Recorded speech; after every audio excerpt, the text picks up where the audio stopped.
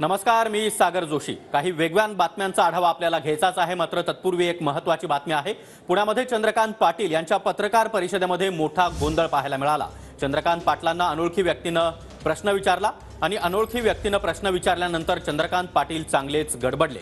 अनोळखी व्यक्तीची तपासणी करण्याच्या सूचना आता चंद्रकांत पाटील यांनी पुणे पोलिसांना दिल्या।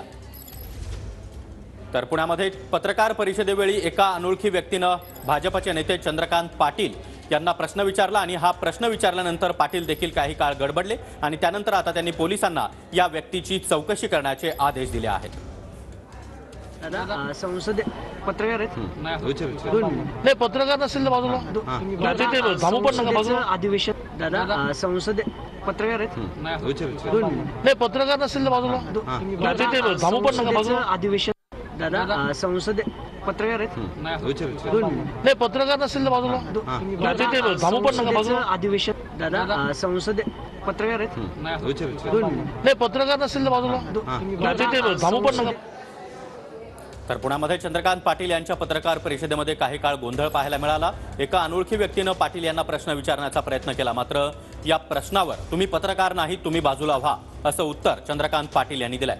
नेमकं काय घडलं हे जाणून घेण्यासाठी आमचे प्रतिनिधी अभिजित पोते सध्या आपल्या सोबत आहेत। अभिजित, चंद्रकांत पाटलांना एका अनोळखी व्यक्तीने प्रश्न विचारण्याचा प्रयत्न केला, नेमकं काय घडलं त्यावेळी?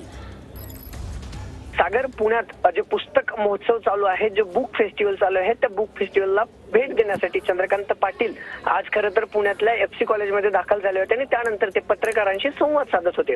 पत्रकारांशी संवाद साधत असताना एक अनोळखी इसमाने एक प्रश्न विचारायचा प्रयत्न केला। चंद्रकांत दादांनी त्याला लगेच टोकलं की तू पत्रकार आहेस का? त्यावर त्यांनी नाही असं उत्तर दिलं। तर दादाही चंद्रकांत पाटील त्या ठिकाणी गडबडलेले पाहायला मिळाले आणि पोलिसांना सांगून त्या तरुणाला तात्काळ बाजूला घेतलं गेलं। जी प्राथमिक माहिती मिळते सागर, तरुण जो आहे तो कुणाल नावाचा तरुण आहे आणि गेल्या अनेक दिवसापासून वन विभागाच्या जी आहे ती वन विभागाची परीक्षा देण्यासाठी त्यांनी तयारी केली होती, अभ्यास केला होता।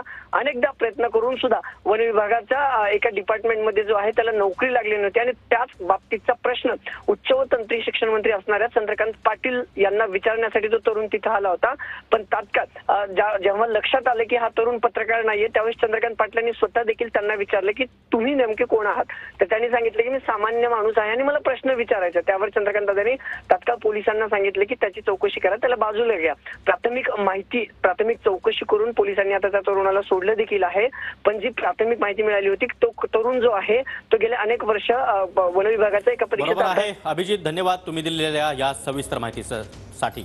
दरम्यान चंद्रकांत पाटील पत्रकारांशी बोलत असताना नेमका काय प्रकार घडला पुन्हा एकदा पाहूया। दादा संसद पत्रकार आहेत नाही पत्रकार नसेल तर बाजूला थांबू पण नका बाजूला अधिवेशन सुरू होतं।